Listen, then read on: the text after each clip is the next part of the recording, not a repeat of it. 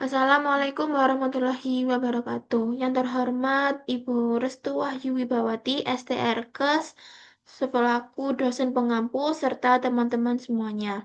Perkenalkan, saya Jingga Alvareza Maretna dari Program Studi D3 Terapi Bicara Poltekkes Kemenkes Surakarta dengan NIM P272290250074.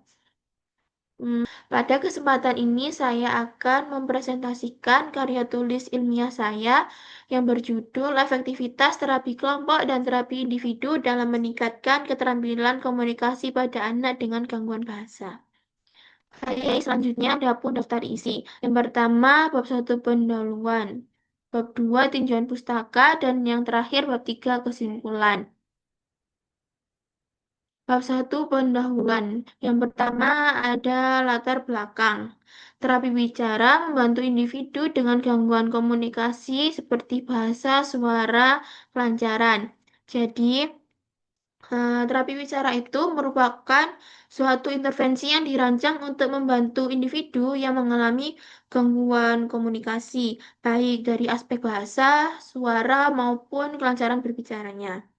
Anak dengan gangguan bahasa mengalami kesulitan dalam berkomunikasi secara efektif, yang dapat menghambat perkembangan keterampilan berbahasa, kemampuan interaksi sosial, serta prestasi akademiknya. Intervensi dini melalui terapi bicara sangat penting untuk mendorong perkembangan keterampilan pralinguistik seperti kontak mata, rentang perhatian, kemampuan bergiliran, dan keterampilan menirunya. Dalam praktik terapi bicara ini ada dua pendekatan. Yang pertama terapi individu dan yang kedua terapi kelompok. Baik, selanjutnya ada penrumusan masalah, yaitu apakah terdapat perbedaan efektivitas terapi kelompok dan terapi individu dalam meningkatkan keterampilan komunikasi pada anak dengan gangguan bahasa. Dan tujuan dari karya tulis ilmiah ini, yang pertama, menentukan pengaruh terapi kelompok terhadap peningkatan keterampilan komunikasi anak dengan gangguan bahasa. Yang kedua, mengetahui efektivitas terapi kelompok dan individu dalam meningkatkan keterampilan komunikasi pada anak dengan gangguan bahasa. Baik, selanjutnya masuk di bab 2, tinjauan pustaka. Definisi dan pengaruh terapi kelompok dan terapi individu terhadap peningkatan keterampilan komunikasi pada anak dengan gangguan bahasa. Di bab 2 ini menjelaskan teori dan hasil penelitian yang mendukung pembahasan mengenai efektivitas terapi kelompok dan terapi individu dalam meningkatkan keterampilan komunikasi pada anak dengan gangguan bahasa. Terapi bicara ini dapat dilakukan melalui dua pendekatan, yaitu terapi individu dan terapi kelompok. Layanan terapi bicara dapat dilakukan secara individu maupun kelompok. Terapi individu ini menekankan penanganan yang bersifat personal dan intensif. Pendekatan ini memungkinkan terapis untuk memberikan strategi yang terarah serta memantau perkembangan anak secara detail.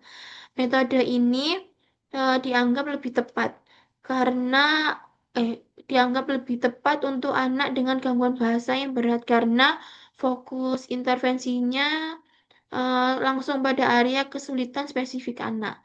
Hasil penelitian juga menunjukkan bahwa terapi individu lebih efektif untuk meningkatkan aspek linguistik seperti kosakatanya, tata bahasa, dan juga artikulasi.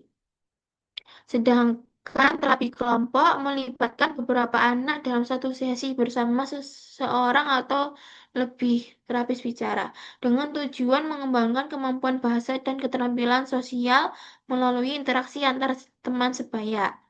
Jadi, terapi kelompok ini difokuskan pada peningkatan kemampuan komunikasi sosial anak melalui aktivitas bersama. Anak belajar untuk bergiliran berbicara, bekerja sama, memahami aturan sosial, dan membangun rasa percaya dirinya. Kelebihan terapi kelompok ini terletak pada suasananya yang alami dan juga menyenangkan serta efisien karena bisa menjangkau lebih banyak anak dalam satu waktu.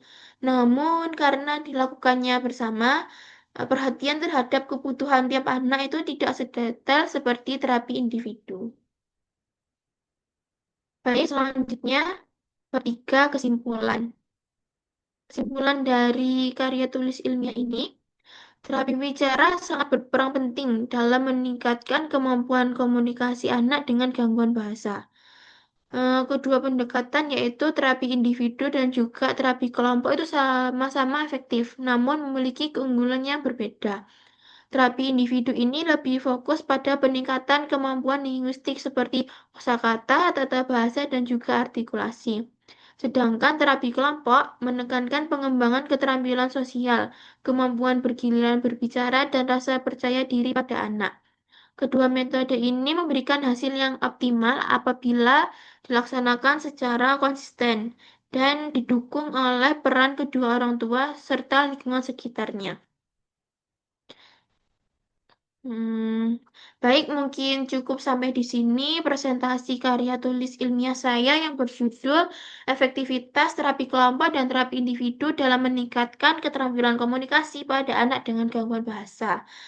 Melalui presentasi ini, saya berharap bisa memberikan sedikit gambaran bahwa kedua metode terapi, baik individu maupun kelompok, sama-sama punya peran penting dalam membantu anak dengan gangguan bahasa agar lebih percaya diri dan mampu berinteraksi dengan baik di lingkungan sekitarnya.